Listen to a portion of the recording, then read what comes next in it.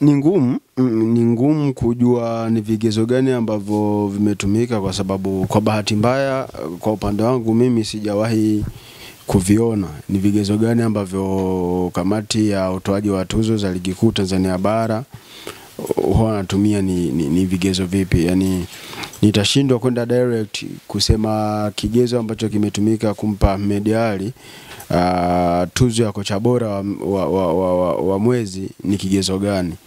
Lakini kwa haraka naweza kusema kitendo cha yeye kupata alama 2 kwenye michezo miwili ambayo definitely ilikuwa ni michezo migumu. Kupata alama moja dhidi ya Mashujaa kwenye uwanja wa Tanganyika halikuwa jambo jepesi, ukizingatia ulikuwa ni mchezo mgumu sana the way ambavyo ulivyokuwa, lakini walienda kwa equalize dakika za mwishoni kabisa.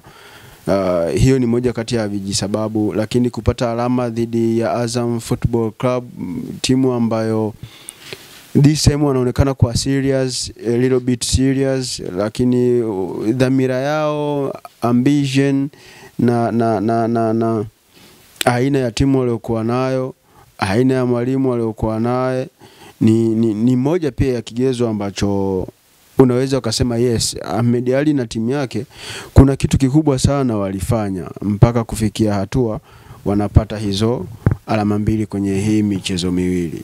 So kwangu mimi naamini ni timu ambayo ilistahili kupata hizi alama kulingana na aina ya uchezaji waliokuwa wakicheza. Sasa kama timu imepata alama kwenye mazingira magumu, kwa nini iwe shida kwa mwalimu kupata hiyo tuzo? So kwangu mimi, kwa hivi vigezo vya aina ya michezo ambayo aliocheza, ni vigezo ambavyo vinampa credit juu ya hawa wengine ambao walikuwa akichuana nao. Romain Folz alicheza dhidi ya Pamba Jiji kwenye mchezo wa kwanza kabisa wa ligi kuu Tanzania bara, akapata ushindi wa goli 3, kitu ambacho watu wanaona kama Yanga alishinda well and good, lakini hawakuridhishwa na aina ya uchezaji wa timu.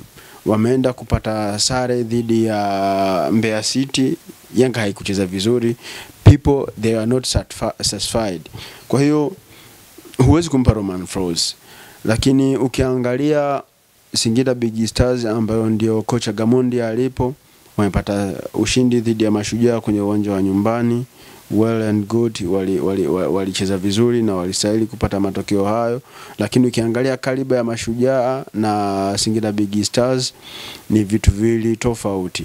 Kwa hiyo hiki ni kigezo kingine ambacho kinaweza kikamdiscredit Miguel Gamondi kwamba ni kweli alipata ushindi dhidi ya Mashujaa, lakini ukiangalia mahali ilipo Singida na mahali ilipo Mashujaa in terms of investment, quality of players na hata ile profile ya mwalimu mwenyewe, unaona kuna namna fulani ambavyo Singida walipaswa kupata matokeo mazuri zaidi ukilinganisha na Ahmed Ally ambaye alikuja kucheza na Mashujaa kwenye uwanja wa Tanganyika, akaenda kucheza na Azam.